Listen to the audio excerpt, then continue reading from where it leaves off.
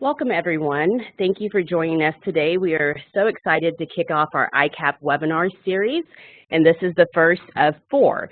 So we are again excited, elated to just give you firsthand perspective from 2 amazing women who have very much information and knowledge about their districts.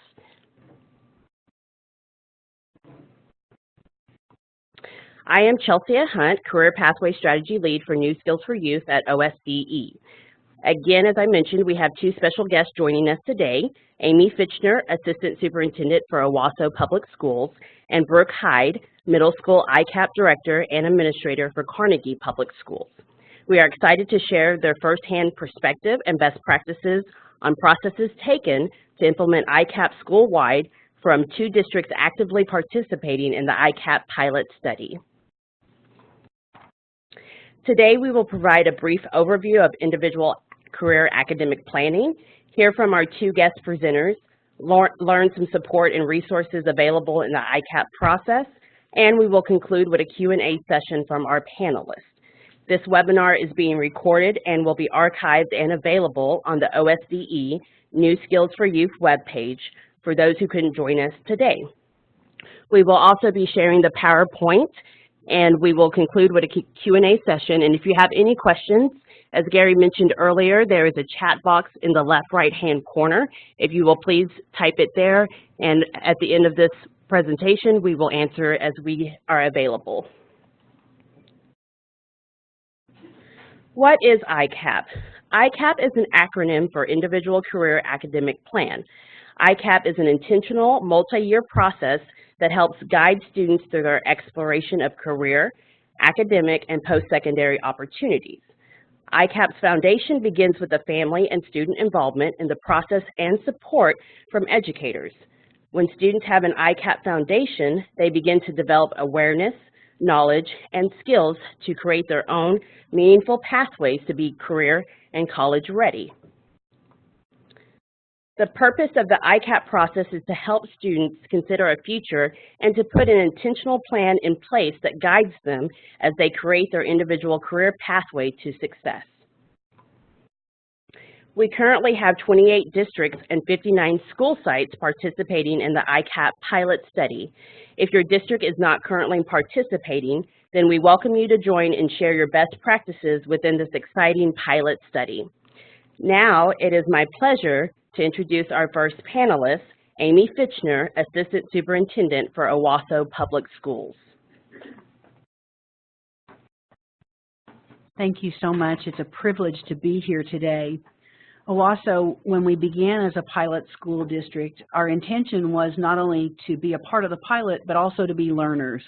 If we ask our students to do that, we feel like we need to do that as adults. So this will be a very humble conversation today because we certainly don't have all the answers. In fact, with every day that we work, we have a few more questions.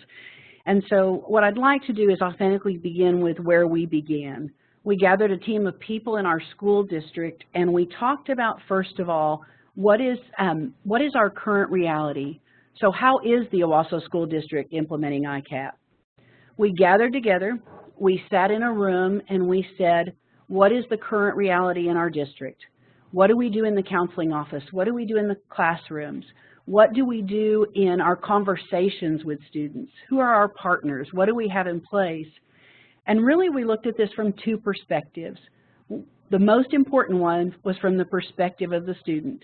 If I'm a student walking in the 6th grade center in Owasso, if I'm a student walking in the west campus of the high school in Owasso, what do I know about my career? What do I know about my opportunities? Who's investing in me? What does that conversation look like? And the hardest part of this sometimes as adults is much like when you get on the scale. Sometimes you don't want to know the current reality, but we had to have that honest conversation first, because if we don't start with a current reality, then our plan becomes false and we're not taking best care of children. So we identified our real goals. There are times when we say we want to plan for a school district, but that's different than having a plan for every child. So our real goal in the quiet planning when we started was that every child in Owasso Public Schools would graduate from high school, not with their permanent plan, because we know that most children change plans in their lifetime, but they would have every skill that they would need to pursue whatever plan they choose. And that way it's less about our ideas and more about theirs. We talked a lot about young people having gifts and talents. Sometimes adults, whether it's parents or teachers, we want to project our plans on those young people. And so we talked about that. What was our real goal as a district? Because you've got the unit of analysis of the student and then the one of the district. Our goal of the district is that we would align ourselves so that every student would be able to be prepared for that plan. So then we got about the rolling up the sleeves and what do we do to create the plan? And that's where we started growing and learning. Here was our key element, a daily question for every adult. Is what I'm doing today making the students I serve more or less college and career ready?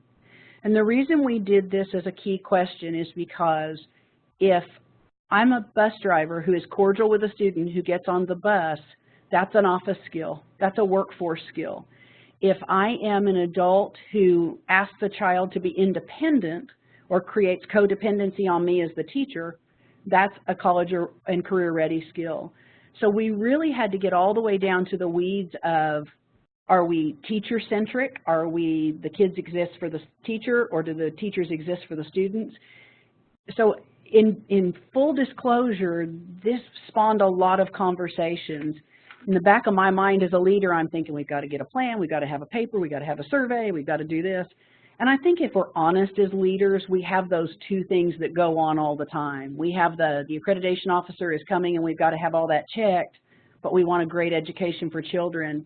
They don't have to be incongruent, but I think if, you know, I would just encourage any school district that's starting to talk about college and career readiness, put a group of people you trust in a room and have a conversation about where are we and what do we do. You have to have that conversation about what do we feel about career tech. Is career tech a secondary plan if college doesn't work out?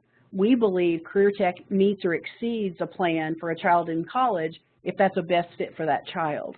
And so part of that we had to discuss a lot of philosophies as we work through that.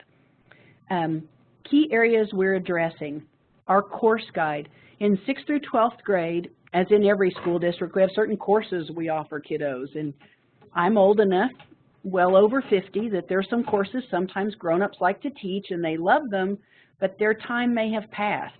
And so how do you have that conversation when you love the teacher and she's been there for 38 years and you don't want to have the conversation? What do you do when they're not really college and career type courses? The other thing we talked about is how do we align every course in our district so it makes sense to the child and not to the teacher? That's a fun conversation among adults because the kiddos, they know they go from 6th grade math to 7th grade math to 8th grade math, but is it seamless? And it shouldn't be, well, when we're here we use this vocabulary, when we're here we use that. So the academic standards that the State Department rolled out to us in the format with the resources played a huge part in college and career readiness because that is the foundation of our children's education. It goes on every day, what they teach, what they learn, and so that course guide, while it doesn't seem to have a parallel to ICAP, really was a big part of what we did. We're in our 2nd year. We'd actually started that process before ICAP was initiated, so we're in our 2nd year, and it should be reviewed every year. It's an annual process to review the course guide. We actually were inspired by career tech because when we partner with our career tech leaders in the Tulsa area, they review every program every year. They ask, is it feeding into current jobs or is it something that has lost its relevance? So I actually, and you'll figure out I don't have any original thoughts or ideas. There's 2 or 3 career tech leaders that I absolutely adore and I pick their brains on how they do all that. And then 2 years ago, we started doing the same thing. Those are real partnerships that help kids. Our counseling office procedures. This is something we're talking about a lot. We have great counselors. But if a kiddo walks in and says, I want to know if I want to be a veterinarian in 6th grade, what do we do? If they say, you know, my grandpa's a welder and he's making a lot of money and he does underwater welding, can I be a welder? Well, I feel confident that our counselors, no matter how great they are, do not know the answers to all those questions. I wouldn't. And so what we need to do is, what are our procedures? How do we connect kids? How do kids ask those questions? Because sometimes a 7th grader, I'm an old middle school principal, they just wake up in a new day every day and they come in the counseling office and say, I want to move to Bolivia. And you're like, why? Because. Are they prepared for that conversation? And sometimes we revert back to, here's a form, fill it out, I'll see you at 2:15, that's the next appointment. And a 7th grader forgets it by 2:15. So we've been having those honest conversations. How do students access information? We know that our students access information in sometimes appropriate, sometimes inappropriate ways. Recent, social media activities have taught us that. And so we can't be naive that our children are very forward-thinking with information. Our 6th graders can explore information oftentimes better than the adults in their lives. So how do we use that curiosity, that passion, that instantaneous thrill that they have from learning what they want to know to help them, do you say, here, grab your phone, let's look up Bolivia and see if there's any jobs in Bolivia? I mean, do we just do that authentic piece of it? But for our students, we have to see how technology mirrors that. So if a child wants technology, wants answers, but we have to say, wait a minute, the internet doesn't work, we unintentionally are not making them college and career ready. So we're having to talk about how all those components work together. You see why it's messy, and you see why we have lots of questions, and we're not there yet, anywhere close. Which online tool, OK Career Guide or OK College Start, has your district chosen to use in the ICAP pilot study? How are students' interests connecting to career pathways, and how are students engaged with the online tool, and how do you measure their engagement? Right now, Owasso has not formally chosen an online tool yet. And to be really honest with you, most of this is because we've been investing our time in what I talked about previously. It isn't that we don't want that process, but what we want to make sure is that we don't say to a kiddo, on Tuesday you're going to the computer lab and you're going to do an interest inventory, and they say, well, why are you doing it? Because we're doing it. We're part of the ICAP pilot study. And that doesn't make sense to a 6th or 7th grader. So we're talking about having our students use both tools this spring in some pilot groups and actually do what we would call a beta test. We do it all the time as adults in our work environment, but teach the kids a beta test so there's a workforce readiness skill that happens there. And then we're going to have them report out to their peers and we're choosing kids with a variety of interests and not just students that are going to make that a nice shiny commercial. I have deep respect for our State Department, and they've got a lot of decisions. Are we going to use 1 tool at the end or 3 tools at the end or 4?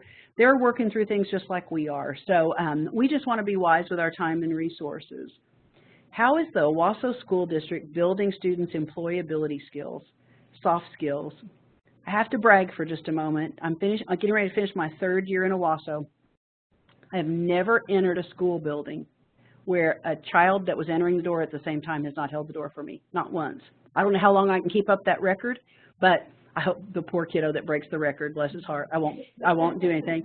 But seriously, we're very blessed to be in a community where respect and compassion and kindness, our students are involved in a lot of benevolent activities, and I credit parents for that. And so what we're trying to do is take those great character skills, though, and make the partnership to college and career ready.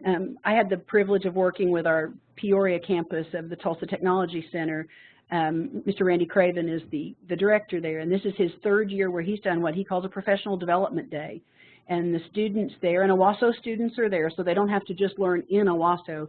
But my session was on soft skills and how do you teach young people soft skills. And we went to the very basic of how do you shake a hand, how do you look someone in the eye. If you're a great big man, you don't have to break a little woman's hand. And ladies can have a firm handshake and they're not mean. So some of those things is realizing you're teaching the skills to 6th, 7th, 8th graders, and it can be fun. When they get a certificate for Student of the Month, you teach them to handshake and take the certificate over the top. Little things like that that are going to be what they need to interact with their bosses. So we are going to launch this year for the first time. We're really excited about this. It'll be in April. Our 6th graders are going to have a learning lunch.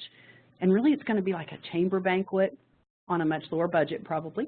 But we are going to take the girls on one day and the boys on the other and treat them to an executive style lunch through a lot of volunteer work. But they will come in, they will have a table host, which will be an adult that will sit there just like we all do. And I said, when I was in high school, I remember going to a banquet, and a lady at Del City High School said, just go and watch all the people older in the room. And so some of those skills you learn because somebody cares enough to mentor you. So we feel like the soft skills will carry a child farther than knowing how to do their math formulas, but they need them both. Because if you don't have soft skills, you can't access the interview. If you don't have soft skills, you can't access the job. If you don't have soft skills and can get along with others, you're going to get fired. And so we talk about that, and there's a huge investment right now. The other thing, we're partnering with parents to promote students advocating for themselves. One of the things we feel like, and sometimes our students, depending on their life experience, some can advocate for themselves really, really, really well to the place where we have to tell them they're not the center of the universe, and others don't even know if they belong in the world. And so what we have done is we have said every child is valuable, and working with parents to try to help moms and dads maybe not calling to school in high school and asking for a schedule change. That doesn't mean we dismiss parents. Please don't get me wrong, because it's a learning process for them. But one of the things that we're finding, and I think every district that I talk to is struggling with this, how do you help children know that it's their college and career plan, ready plan, and not mom and dad's college and career ready plan, or grandpa's? Doesn't mean they don't play a huge role, but I'm a mom of 2 children, and I'm not doing their careers today. They're 31 and 33. So it's just there's a partnership there. What ICAP components are in place in your district to help students meet their individual goal? What is so cool, we call it the EDGE cheat sheet in our district, and it's the little chart. I have it in my notebook today because it really is about having a plan. And so the focus of year 1 has been infrastructure. And I would tell you that leadership is first. And this is a hard thing to say. I'm so blessed to work for Dr. Clark Ogilvie and has been on board from the beginning. But if your leadership at your principal of your principals and your central office does not believe making kids college and career ready, you're probably going to put your head up against the wall every single day. So that's a hard mirror type activity. Awareness, that goes back to the question of, is what I'm doing today making every student more or less college and career ready? The other is family access. We talk about access and equity, and sometimes we say, well, we have it on the web or we do it there. Well, that doesn't mean there's equity. Equity of resources to us is, do they know about the opportunities? In education, we are so inadequate in reflecting on our own practices because we said, well, everybody knows where the form is to apply for the scholarship to TU. Everybody knows where the form is to apply for work study. Every person, they don't know. They don't know. And what we find is the academic gap can be because of things that are procedural in nature. How do they get access to information? And if you say, well, on the announcements, it's in the counseling office. I heard my peer that was talking earlier, that's getting ready to talk to you in just a moment, talk about having conversations with a local career tech center so that the adults all know the information. If the adults don't know the information, what we do is we try to act like we're really smart and we say, oh, check with your counselor, which is translation. I have no clue the answer to you're talking about. And we have to be willing to say, I'm the principal, I have no idea, but you know what, I know the person in this building, and if not, I know the lady at Career Tech, or I know so-and-so. So we have to network as adults and get over ourselves so that the kiddos can have access to all the information that they need. And so we have to talk about, does every family have internet access? Does every family have the college and career ready skills themselves to be able to access what we're offering? And make sure that parents know they're our partners, and that if they're not there yet, we're not berating them, we're bringing them alongside us to be able to do what's needed for their children. Within the Owasso School District, who serves on your ICAP core team? And we've kind of broken it into different parts. Honestly, I'm going to tell the gospel truth. I sorted it this way to put on this PowerPoint slide. So it's not like we sit around and we have signs and name tags. I don't want anybody to be impressed. The culture, we have site leaders and an assistant superintendent. That's me. And our site leaders, I use that term rather than principals because the leadership depends on the site. It could be a counselor, it could be a teacher, it could be a librarian. So what we've done is we've said, how can we have the conversations to make sure everybody knows this is important? The PD, that's our teaching and learning team. We have 4 coordinators, and they work together on, do all of our course guides, everything else, do they all line up so that we don't unintentionally have 2 arrows go in the opposite directions? Education service centers are famous for having 2 people telling everybody in the school buildings 2 different things. So we work to kind of get our quiver together there. Family engagement, that happens at the school site. That can't happen from the central office. We can be open, but it really comes from when mom comes in the school office, does she feel welcome? When dad asks a question, when grandpa wants information. Equity, and this is a really important piece. Our CFO, our Chief Financial Officer, and our finance team have to make sure we've resourced everything that we're doing. And then awareness, and I put everyone, which sounds really cheesy, but really and truly, that is absolutely the key. We know there are some people that are going to have personal feelings. For example, there may be a teacher who believes only these children can do this, or only this young man can accomplish this. That comes just from education, but we are not, that is really the key of that. The other thing is we've opened up a College and Career Readiness Committee, and it's a focus group. And we brought people from business and industry and parents, and we sit around and have real conversations about whether parents feel welcome and whether businesses know. So it's been a fun journey, but we're definitely still on it, just getting started.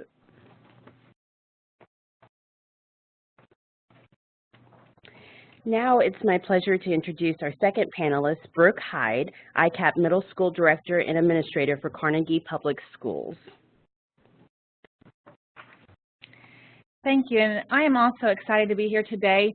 And as Amy had said, it's interesting to come here and listen to how different school districts are implementing the ICAP plan, and it's different from site to site. And at Carnegie, the size is so different from at Owasso, and so things are different, but yet things are so much the same also.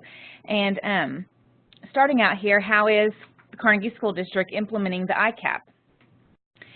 At Carnegie, we have an amazing partnership with the Caddo Kiowa Technology Center. That is located in Fort Cobb, which is about 8 miles from Carnegie. And we have created an early tech high school partnership.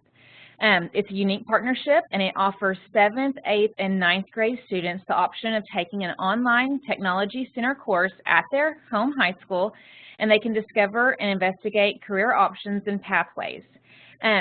We knew we were going to kind of roll this out in a 2-year process, still doing the pilot.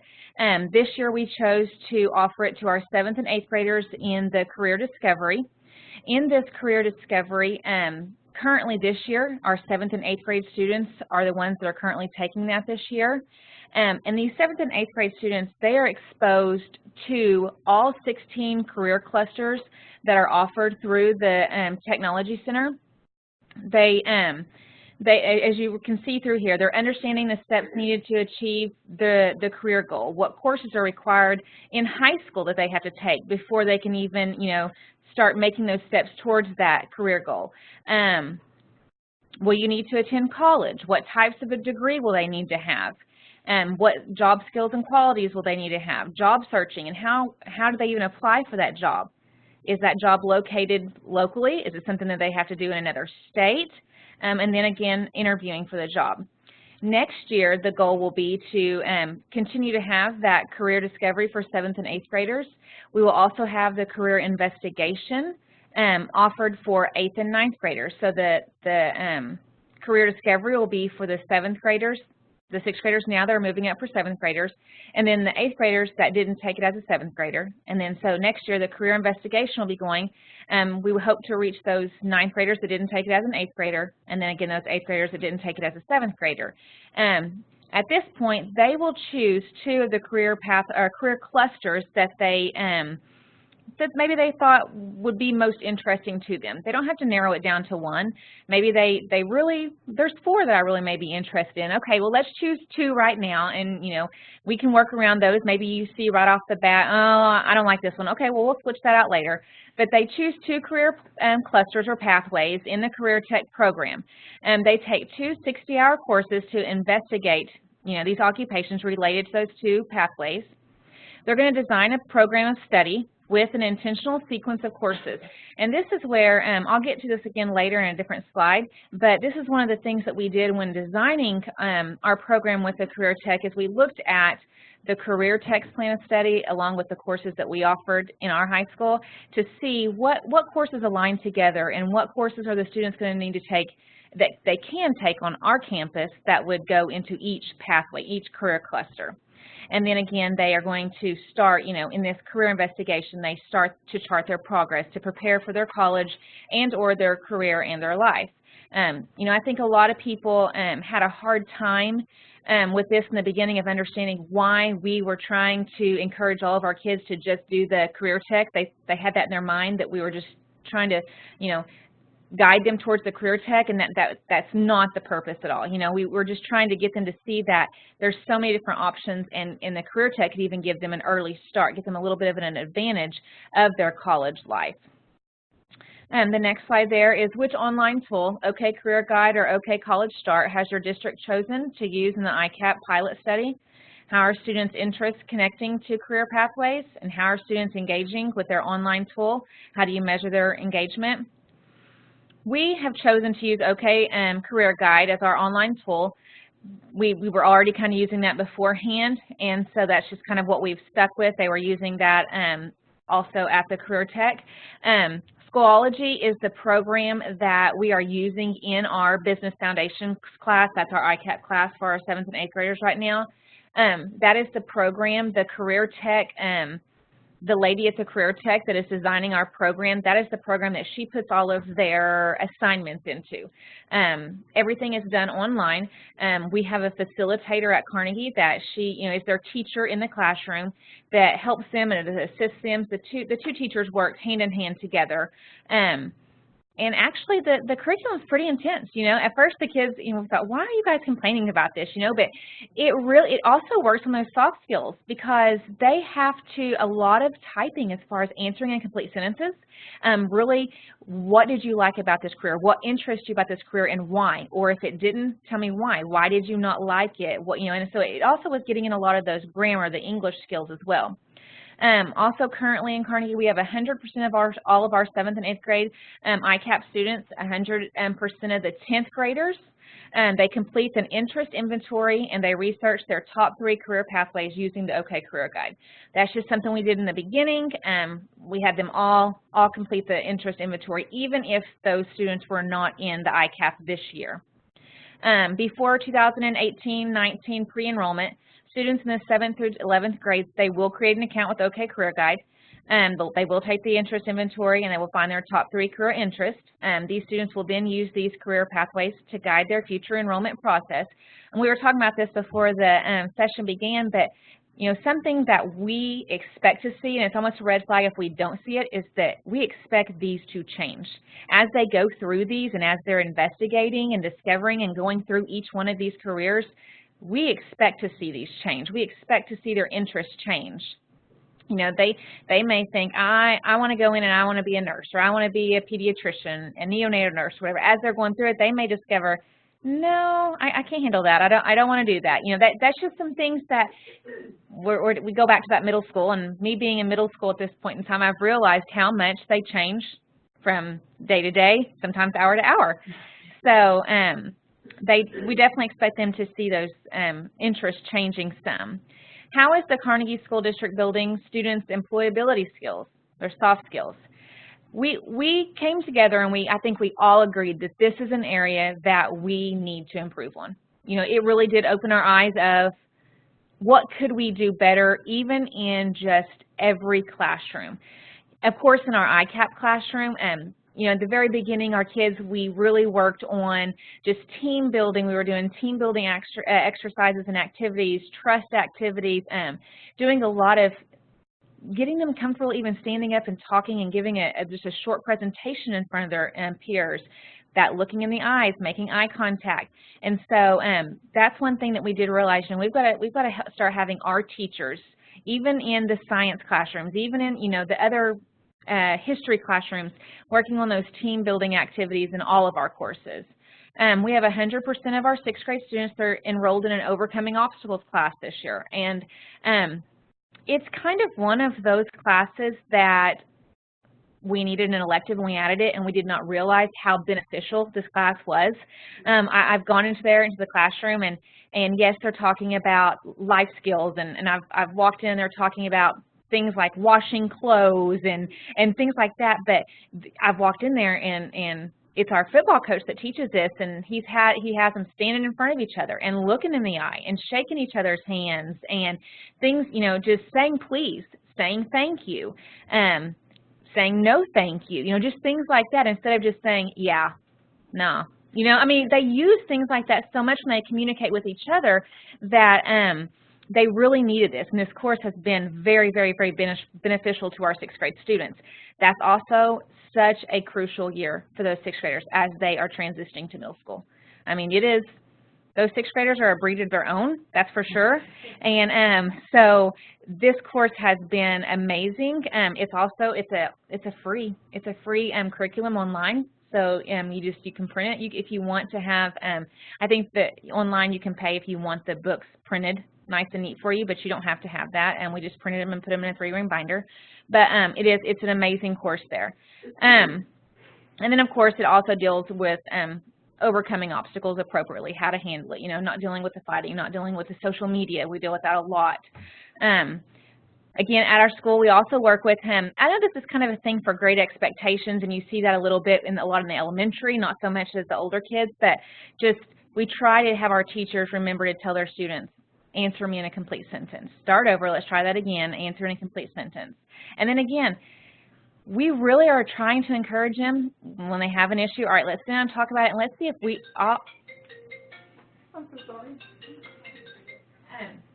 You know, as being the facilitator of the conversation, but for them to come to an agreement, to them to figure out the solution to their issues, to find out, you know, what's the problem here? Why are we having this issue? Why are you absent? Why are you tardy? Why are you two not getting along? Why are you acting this way in just this class? And so really when you let them kind of come to those, find those resolutions, and then let them say, okay, here's your option. This is your choice of consequence, as punishment. You know, you give them the option and they have to choose their own. We've found that that's been pretty successful as well. What ICAP components are in place in your districts to help students meet their individual goals? We have, again, 38% of our 10th through 12th grade students attend Caddo Kiowa Technology Center working towards a certification in a career field. When I moved back home 4 years ago, I was really kind of amazed at how many of our students were going to career tech every day. But you know, in smaller school districts, it's just a funding issue, and not only a funding issue, but we all know the struggles that we are dealing with the lack of teachers that we have in the state.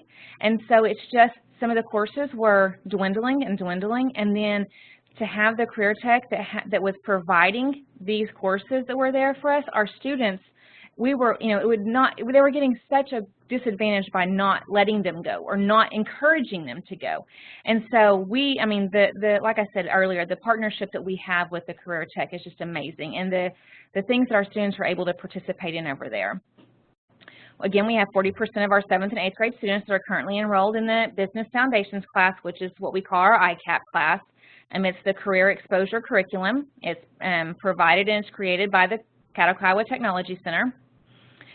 They also provided the technology for us at the beginning of the year. They provided us with 10 computers for this class, and again provided us with the textbooks and the curriculum, the Schoology that we use.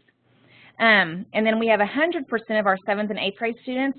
They are enrolled in Gateway Tech 1 and 2, and that is our STEM course.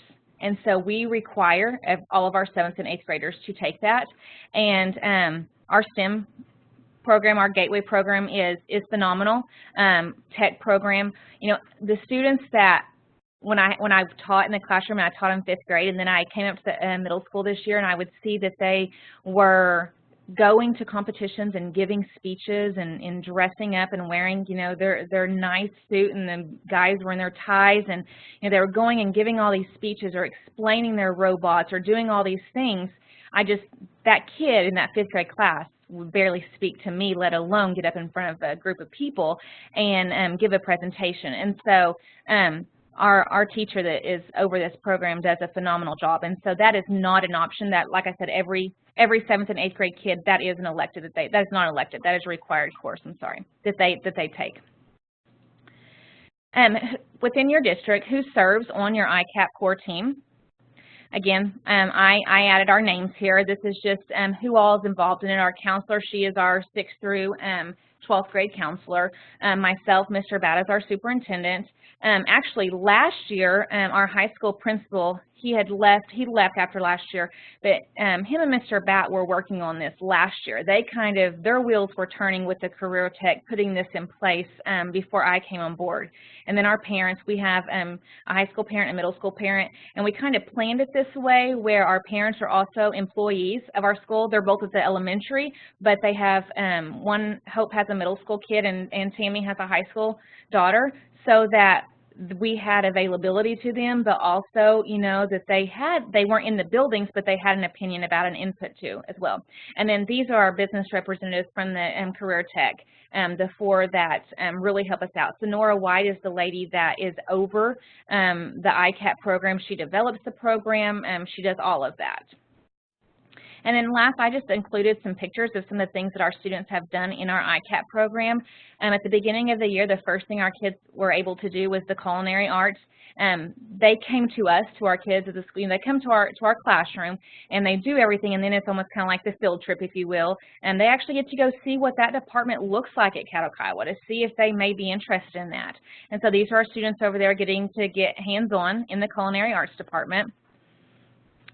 This is a local bank here in town. Our kids did a banking lesson, and not just banking, it was more of a financial lesson, and it was on just basic handling of money as far as their own finances. I think they had like a monthly banking, and they had, or a monthly allowance, and they had to pay their rent and pay their electric and buy their gas and buy their groceries, and how much money they had left over, and would that take them to the movies? Would that take them to the ball games? Would that let them eat out at Sonic if they wanted to? And how many times could they? I mean, it really was an eye-opener for them. And then this just happened 2 weeks ago. The kids went through the Cosmetology Department, and so they brought the cosmetology students actually came over with the teachers this time, and so taught the kids kind of things that they're working on there. And you can kind of tell from these pictures, our ICAP teacher, this is her classroom, and she has the flexible seating in her classroom. There's very few desks that are like, you know, the traditional seating. She has bean bags, she has picnic tables, she has rolly chairs, she has round tables. This way, I mean, the students truly just get to kind of get in there, get a laptop, get a Chromebook, I'm sorry, and the students enjoy this class a lot. The 7th and 8th grade students really, really enjoy this class. Again, at the beginning, you know, they were kind of like, why do we have to answer all this? I know I don't want to be a beautician. Can I not just put, no, I don't want to do that? No, we need you to get into it. Tell us why. Do some explaining about it. And then some of them have later said, I might kind of like that. That does kind of seem interesting. So again, this is a work in progress for us. We already see things that we want to change, that we will do differently next year, things to make it better. We ask the kids a lot. We ask for their input a lot. What do you like? What would you like better with the Schoology? Of course they tell us, we wish it was more colorful. We wish it was easier to get back and forth if they get out of a lesson to get back in it, just things like that. But we really ask them a lot. And then we already have kids, can I get into ICAP next year? It didn't work into their schedule this year, but can I get into it next year? So again, just asking them for their input, asking parents for their input, that's a big thing, keeping your parents involved and keeping them interested, keeping them engaged as well. So I'm excited to see where it goes from here. Thank you. Many thanks today for our two panelists for taking the time to come out here and share your firsthand perspective and just being honest and open about where you currently are in the ICAP pilot phase. So we thank you for that. We also wanted to share with you the panelists' contact information. So if you would like to use them as a resource, or if you heard a best practice that they shared with you today, that you're able to contact them and just have that more one-on-one with them. I wanted to let you know, as I mentioned, this was our first kickoff of the ICAP webinar. We have some upcoming webinars. Our next one is going to be over small teams making big impacts, and this one is focused on the topic of capacity issues and how our districts, some of our districts are overcoming that. That will be held on March 9th from 1 to 2:30. And then I just listed the panelist names so you can see that, and then the registration link as well. And then our third webinar will be internships connecting business and education, and that will be held on March 13th from 1 to 2:30. And again, the panelists are listed and the register here link is there for you. And then our final webinar, which is still currently being determined or worked out on the scheduling, that is actually going to be a webinar on parent and family engagement. So that's an exciting one that's in the works as well.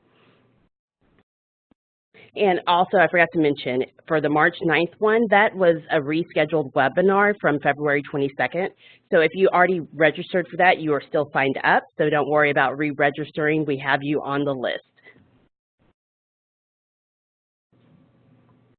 Some support and resources just from the State Department of Ed. We have our website information, and there's a link there for you.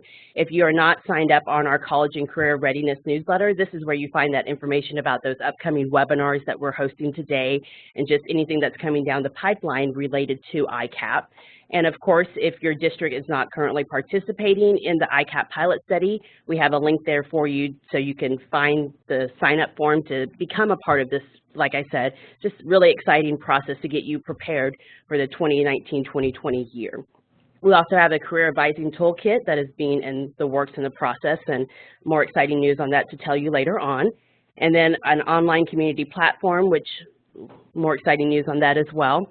And then if you are using one of the free online tools and you just need to know who to contact for OK Career Guide, that is Erica Harris, and her information is provided for you. And on OK College Start, that is Teresa Shackley, and her information is there as well. And as always, don't forget to follow us on social media. We have our website, of course, and Facebook. And we just wanted to provide to you, just put a face with names, our contacts for the New Skills for Youth at the State Department of Ed. And so if you ever need to reach out to any of us, we are available for you. At this time, we want to proceed into a Q&A session. So if you have any questions for our two panelists today, please type them in your chat box and we will make sure if we're available on time to answer them. And I know you had at least one, so where's the chat box? There it is. Oh, you had it right there. I'm sorry, I closed it for you. Oh, you're fine. So Tiffany, you had a question, will we receive emails for the upcoming ICAP webinars? Yes, I will be sending out a mass email to those who are on our listserv for the ICAP districts, but it will also be in our Engage OK newsletter if you're signed up for that, and then also in our College and Career Readiness newsletter if you're signed up for that as well. Are there any other questions? I was going to say, it's a good chance to ask questions of some experts in the room here, so.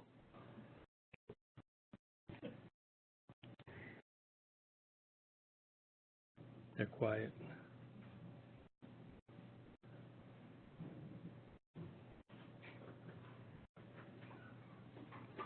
I'd say let them go. Okay, well, since there are no further questions, again, thank you for joining this webinar. We look forward to having and seeing your name on the following upcoming webinars. And again, a very many thanks to Dr. Amy Fitchner and Brooke Hyde for coming today and just sharing firsthand perspective on what's happening in their districts. Thank you all again and have a great afternoon.